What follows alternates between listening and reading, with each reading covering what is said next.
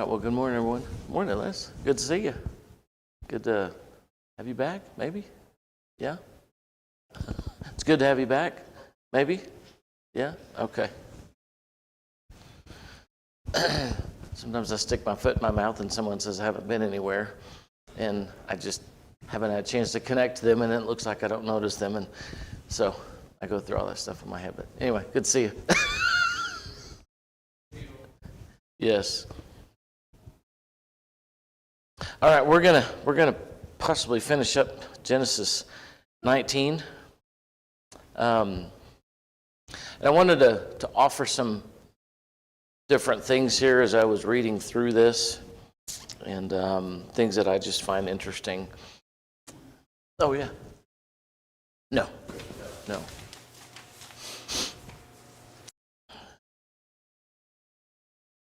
So when we get to them heading out of the city, because it's going to be destroyed, and I don't know, I just found this interesting. Genesis 19:16, when Lot still hesitated, and this is interesting to me because it also is kind of wrapped up around what Doug brought up about 2 Peter and what it states there about Lot, and that he was bothered by what was happening in Sodom, specifically, where he lived. And so as these angels are trying to get he and his wife and his 2 daughters out of the city, when Lot still hesitated, the angel seized his hand and the hands of essentially his family, and rushed them to safety outside of the city, for Yahweh was merciful. And so just in that small statement there, why do you think Lot would hesitate? If he knows what's coming, at whatever level he knows what's coming, especially with what just happened the night before with these men coming to his house, what would cause him to hesitate? Well, they hadn't convinced his sons-in-law. Right. Yeah, they thought that he was joking, verse 14. Two things come to my mind. Yeah. One is maybe a concern for those people that are going to be left behind and destroyed. Okay. And the other is his possessions. Okay. Yeah. He's got a whole business there. Right. And it didn't look like his wife was on board. Right. Yeah. And I tell you, I still, I don't know, I've tried to read a lot on it. It's not that I'm not convinced. Still, nothing makes sense to me about what happened to her. Although I did look up the word, and it is different than what I thought it was. The word there for turn back isn't, like if you're driving along slowly and you see something, you kind of do this. It wasn't a turn back and she looked. It was that she just almost full on turned around and she's watching. She's lingering. She's wishing that this wouldn't happen. It's kind of in other words, she didn't turn back. She turned around and just stared. Is the idea there? And yeah. I was just going to say, there's another element of this linger who, I think it maybe comes down to the sons of Solomon. Because they did believe. Right.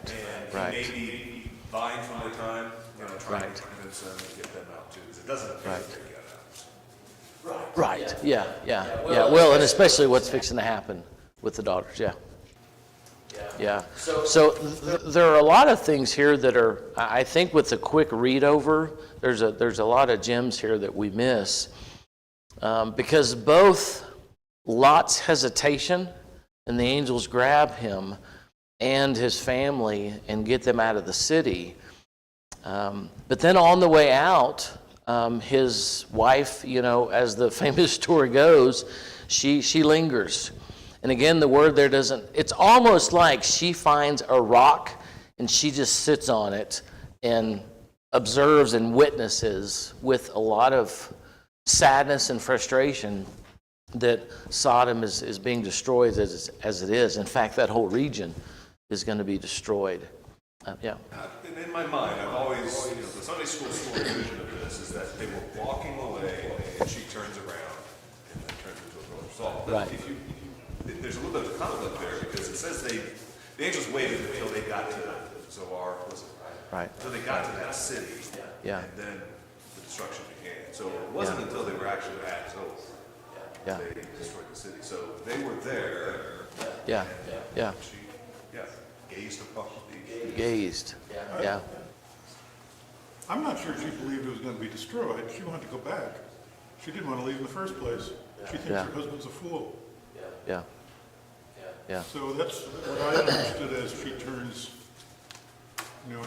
she denies what God is going to do and gets Yeah. punished for it. Yeah. So in this story, what do we know? Let me rephrase that. What does this narrative tell us about Mrs. Lot? What does it tell us about Lot's wife? And what are some of the things that we can glean? She's conflicted. Yes, very conflicted. And does she have good reason to be conflicted? And I don't have an answer in my head that it's not a rhetorical question. Does she have reason? Strong faith, then I guess no. If her faith is weak, Yeah.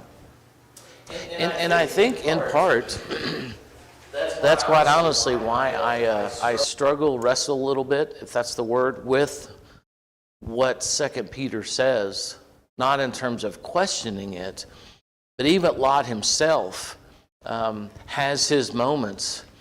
Verse 16, it says he hesitated, and just out of curiosity, I looked up that word, and the word in Hebrew means hesitated. So, in some, sorry, thank you. Sometimes the word means what it says, and other times it doesn't. Other times there's a lot of, for instance, okay, no, I'm not going to go there. What's that? He said he'd hesitate to go there.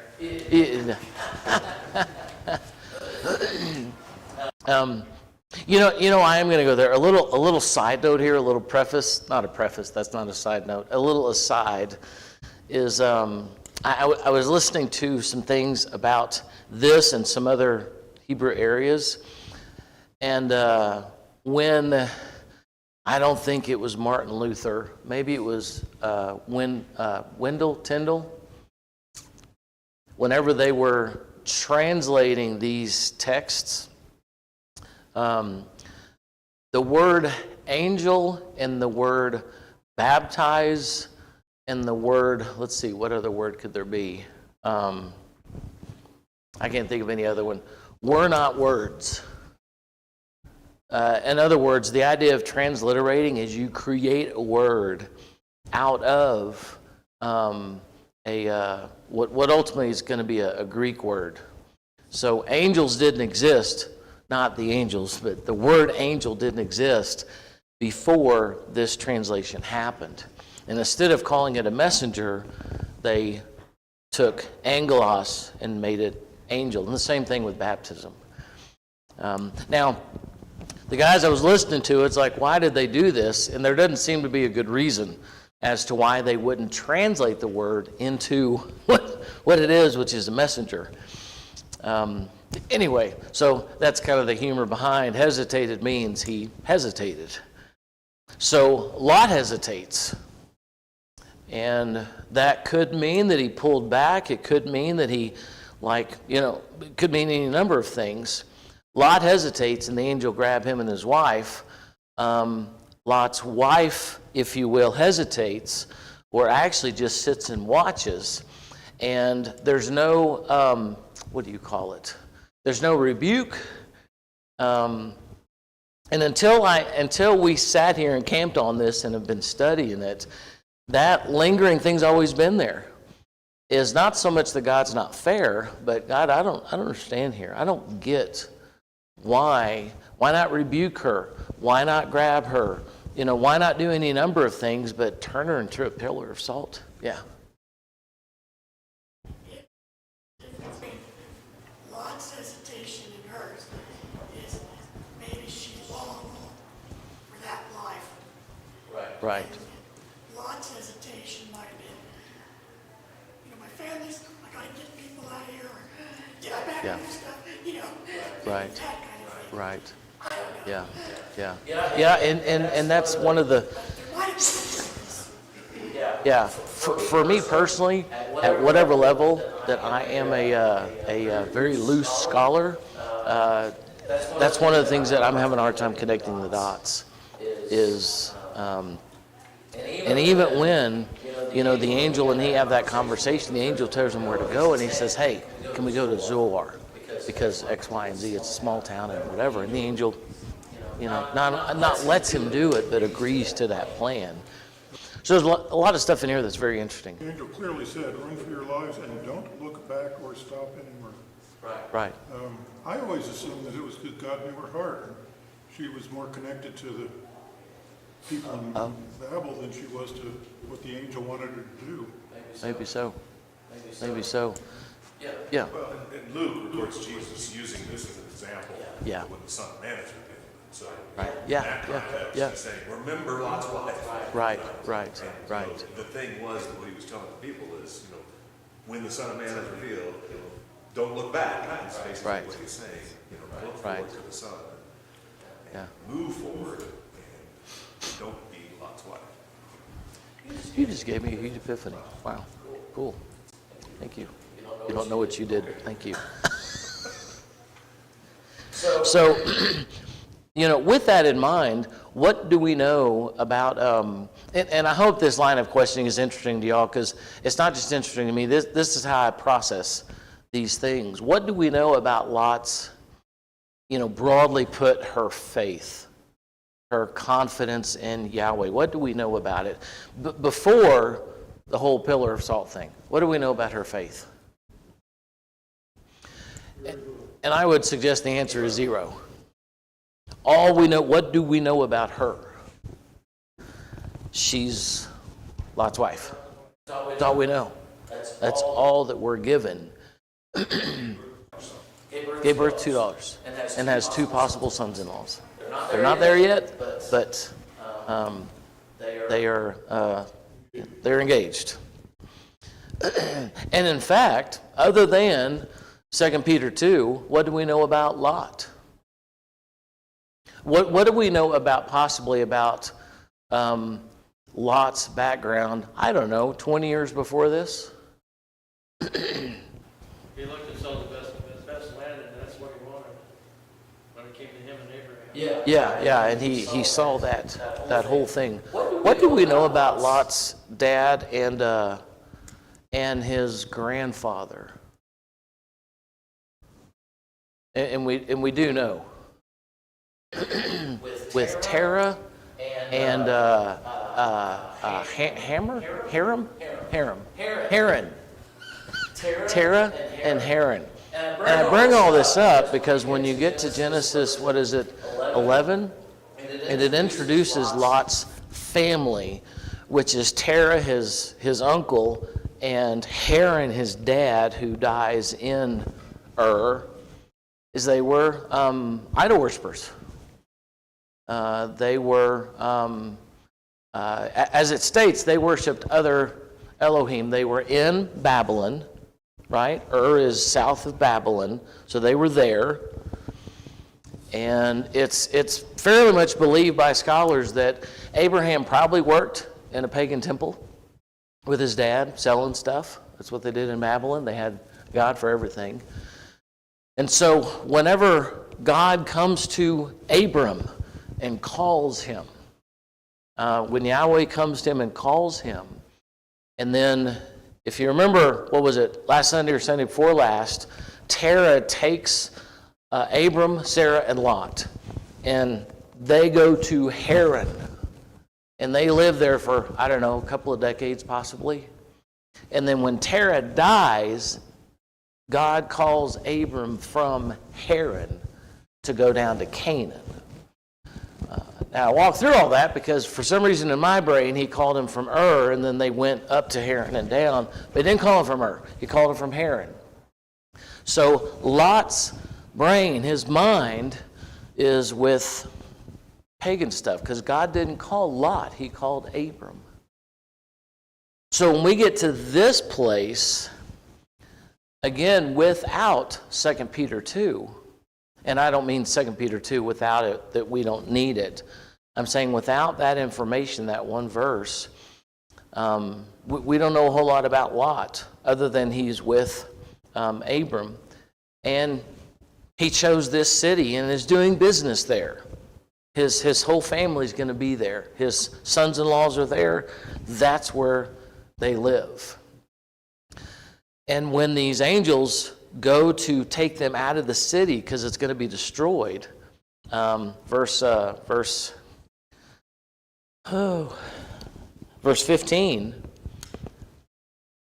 Now, has the city been destroyed yet? Oh, yeah. Gary. Yeah. Really, the whole thing about Lot.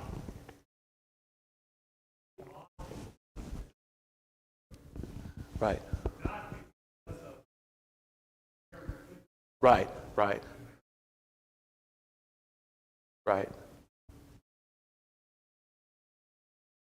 Yeah.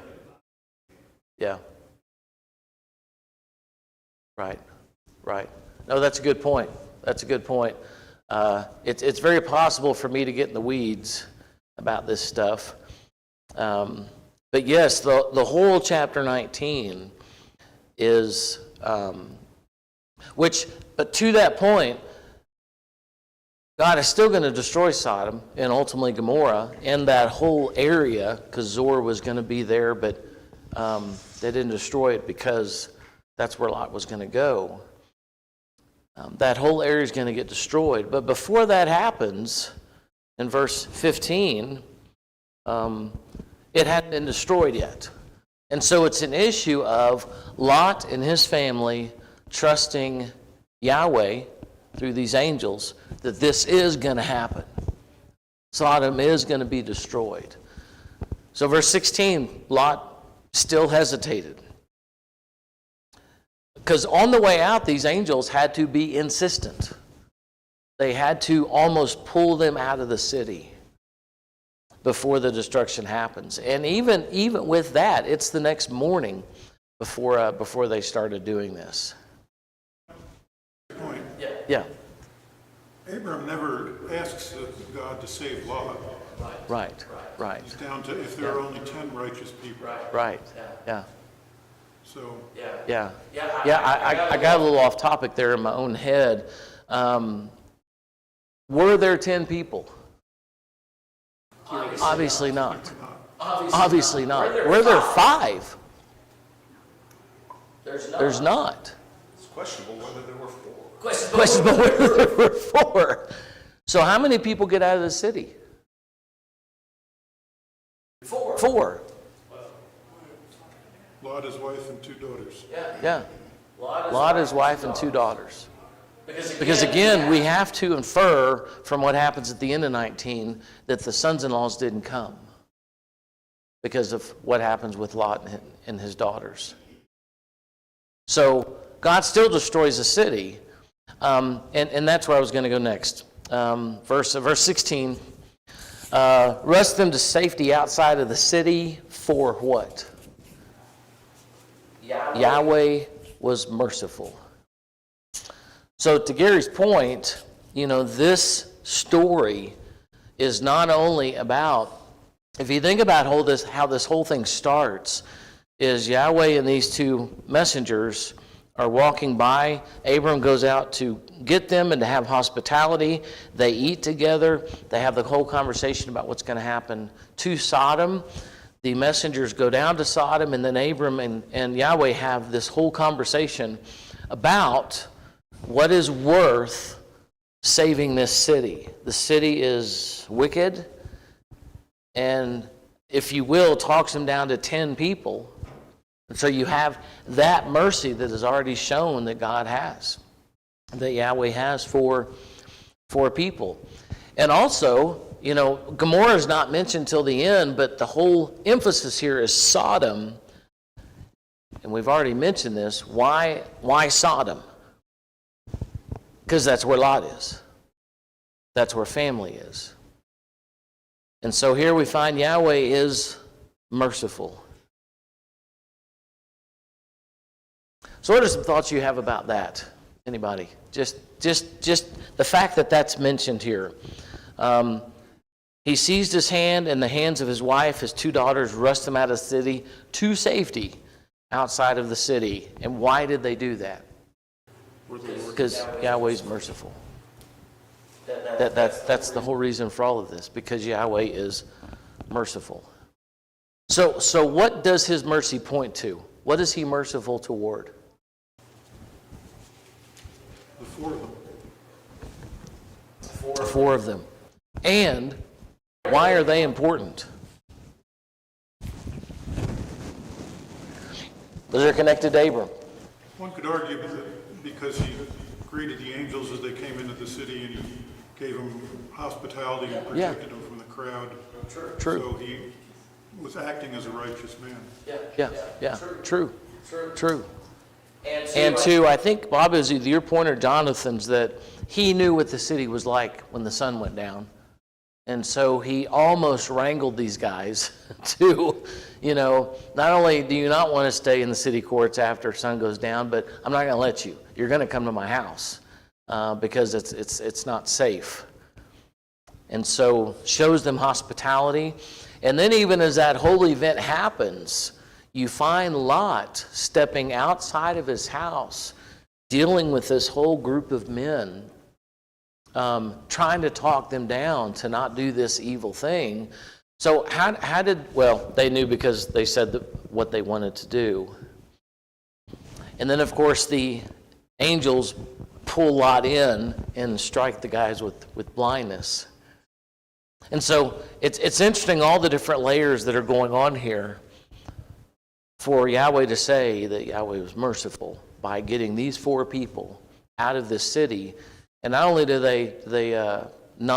they not in the middle of the destruction, but they also don't die with everyone else. Blindness, Lot must have understood that they were indeed angels. Yeah, that's a great point, because he would have to. Doug? It's interesting too, if you zoom out on this whole thing, you have to remember that, you know, God has not yet really revealed who he is. I mean, people have this understanding of God, and Abraham is developing this relationship with God, but it really hasn't happened yet. And so this is it's a milestone, right? It's a milepost, and it basically is showing God as being merciful. Remember, the Jews are telling the story to their kids. Yes. About who God is. And this is an example that they're using to show that God is merciful. He's not going to condemn the righteous with the wicked. He's going to save the righteous and the wicked. And that was a theme throughout Israel's history, is that the righteous would prevail. You read the Psalms, and the Psalms are just replete with these instances of the righteous prevailing because of God's mercy and His strength. And this is just the first example that we have. So sort of the moral of the story. That macro view. You get that 30,000 foot view. And you know, to that point, and I don't say this like, you know, scientific and down to a gram, but I'd always thought in my brain, or I assumed, with a lot of the books in the Bible, that some guy woke up Tuesday and he finished the book and it's done. You know, he like wrote the last lines and it's done. And it's believed by a lot of your Old Testament scholars today. I mean, Genesis took about a century to compose. So some of these stories that are written in here, we view this stuff in narrative form. That's how we write our stuff, in narrative form. But a lot of these stories were composed and merged and collated, whatever you want to call it, over a long period of time. So it's not like when you get to Genesis, I don't know, whatever the last chapter is, 30-something, that, they had Genesis in front of them and they just closed the book. It's like we are now 4th century BC and we have the book of Genesis and we close it. Does that make sense? That didn't happen because they didn't have a what? They didn't have a book of Genesis. It didn't exist. Now, they did have the Torah, and they had the scrolls and all those kind of things. In other words, my point is that this took a lot of time to develop in terms of compilation of this book. And so these are then stories. They are, and maybe I could introduce a word to you that you can shift your meaning on. These are myths. Do you mind know what the word myth actually means? It doesn't mean what we mean it to mean in our current setting. A myth isn't something like fairies and Santa Claus. Myths were stories that they told, long-lasting stories that they told. And that's what these are, stories that were told over many, many years. And so this is the recollection of that story. And the whole point is that God was merciful toward Lot and ultimately toward Lot and his wife and his daughters and their to-be husbands. And even that, he was ultimately merciful toward how many people? 10. And then how many people before that? 20 and 30 and 45 and 50. Do you see that? I will not destroy this city if you find 50. What about 45? What about 40, 30, 20, 10? I will not destroy the city if you can find 10 people, and let's say the city was 200,000. If I can find 10 people out of 200,000, so you might know what the percentage of that is? Yes, if there are. Well, that's seriously, that's a really good point. Because we don't find him walking throughout the city trying to find righteous people. And again, righteous there doesn't mean what it means in the New Testament. Finding good people. He doesn't go around looking for them. And in fact, from the time that he goes down there and they have this whole scene in Lot's house, well, that's a really good point, Bob. Thank you for that. Because at least the narrative here, from the time the angels get to his house and that whole scene happens, what happens the next day? Destruction. They're gone. The next morning they get up and the angels get them out of there. In fact, notice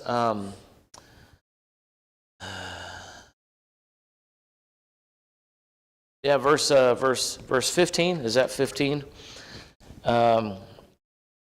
So they tell him, rush out, verse 14, to tell your daughter's fiancés, quick, get out of the city. Yahweh is about to destroy it. Now for some of you, this may get into a little bit of the minutia, but I just find this stuff really, really cool.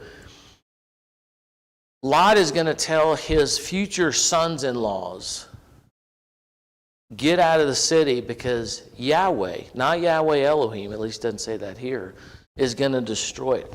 Who would Yahweh be to his future sons-in-laws?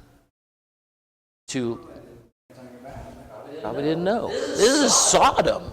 This is this whole area that, isn't this north of Canaan? Is that right? I haven't looked at a map in a long time. But it's a wicked area.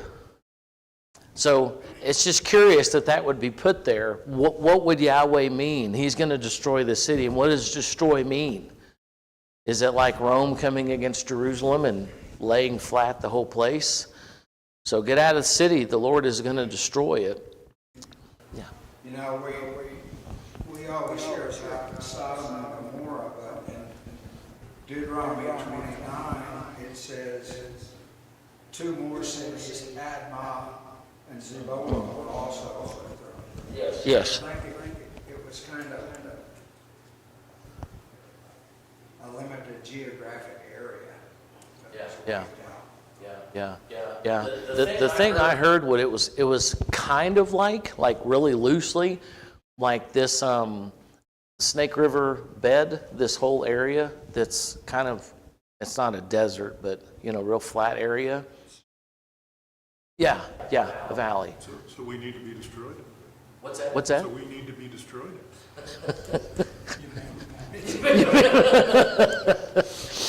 Well, I kind of think it's like Pompeii. I mean, it's that kind of event that occurred. Yeah. Yes. Similar, that's probably the best thing we can visualize. Yeah. It was like instantaneous. Yeah. Because Kent, to your point, when they go to leave and he tells them to get out, and Lot actually tells this angel, can I go to Zoar because it's small? And then the angel actually says, yes, we will not destroy Zoar if that's where you want to go. And so he goes to Zoar, and that whole area, except for Zoar, gets destroyed, minus Zoar. And then after a while, Lot ends up leaving Zoar. Now, I know you guys read this stuff during the week, so, I know you know where this is. I'm kidding, because, you guys have lives. Yeah, I can't find out where it is. Lot ultimately leaves Zoar because it's so wicked. It's just as bad as every other place. And so he doesn't end up staying there himself.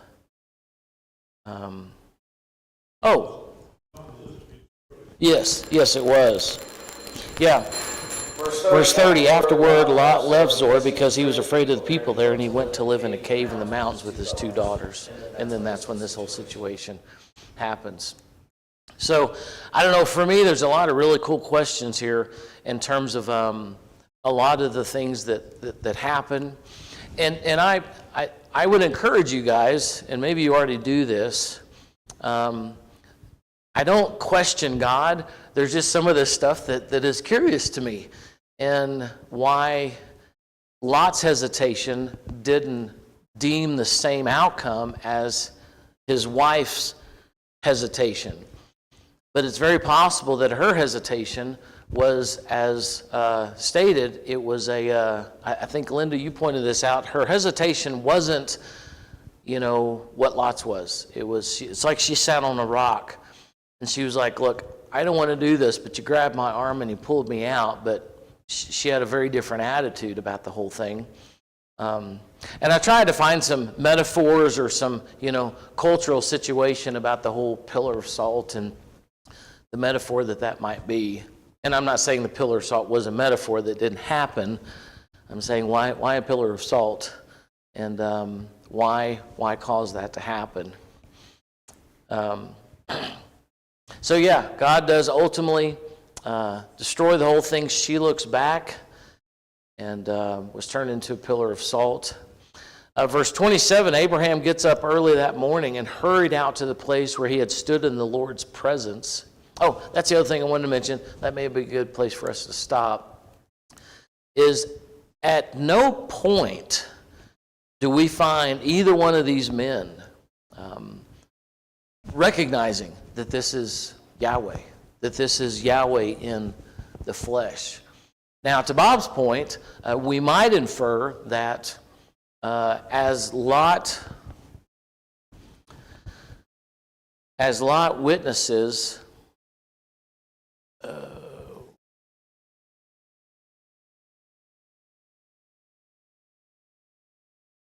now, I think there can be an argument made that he doesn't necessarily know how it happened. But in verse 11, Lot is there when the angels blinded all the men, young and old, at the door of his house, and they were trying to get inside. But at no point do we see, because these messengers, these angels, these heavenly beings are in flesh, as is Yahweh himself. Because earlier on, they're going to eat with Abram and Sarah. They're going to consume food. And so we don't ever get an idea that they knew Because even in, again, verse 14, Lot rushed out to tell his daughter's fiancés, get out because Yahweh is going to destroy it. But there's no reference that you were with angels or Yahweh was there. Yeah. Lot's hesitation and Lot's wife looking back. It even goes deeper than that, because if you were just reading in 27, reading 28, it says, and he, Lot, looked down toward Sodom and Gomorrah and toward all the land of the valley. He looked, and behold, the smoke of the land went up like the smoke of a furnace. He looked. And then we forget that. You know, so there's a difference between what he was doing and looking over the destruction of the city versus what Lot's wife did. So what is that difference? The only thing I can come up with is that it comes down to motivation. Why they went. And here's Lot's wife had a desire. Yes. She did not want to. And in 2 Peter 2, she's not mentioned there. Just Lot and his, righteousness and connection. One last thing to leave on, and this is just kind of to put in your brain to process, because I know you're going to think about this over the week. I'm kidding. With Cain and Abel and their sacrifices, what did he do wrong? Because it identifies as sacrifice as opposed to maybe an attitude or something else. I have an idea of what's happening there based upon some stuff that I've listened to. And so you have Cain and Abel in that situation that we're not given a lot of information about, other than God didn't regard his sacrifice. That's all we're given. We don't know why. And then here, the difference between Lot looked back too. In fact, he hesitated and he looked back. And his wife looks back, looks behind. She is turned into a pillar. She's not even rebuked. She's not even, hey, don't do that or something. I mean, instantly, pillar of salt right there. Lot hesitates and looks back. And he gets to go to Zoar and be free. Now, I hope you don't hear me being critical of Yahweh at all. These are just questions that I think can lead us to some really, really cool conclusions. So, what's that? The answer to your earlier question. Oh, is it? 5? Really? That's merciful. No, I was waiting for somebody to process through that. So that's the percentage of what God saved, what God would have saved. He would have saved all of Sodom and Gomorrah and that whole area that was wicked for 10 people. God is merciful. So how oftentimes in our lives, all the things that we do, our attitudes, all the stuff that we do, and kind of circling back around to Gary's point, one of the points here is Yahweh is merciful. And so we don't have to highlight our mishaps, our challenges, our issues, because God's merciful. And not only is he going to be merciful toward us, he's also going to give us strength and all those kind of great things. All righty. Thank you for your comments, and we'll just continue there next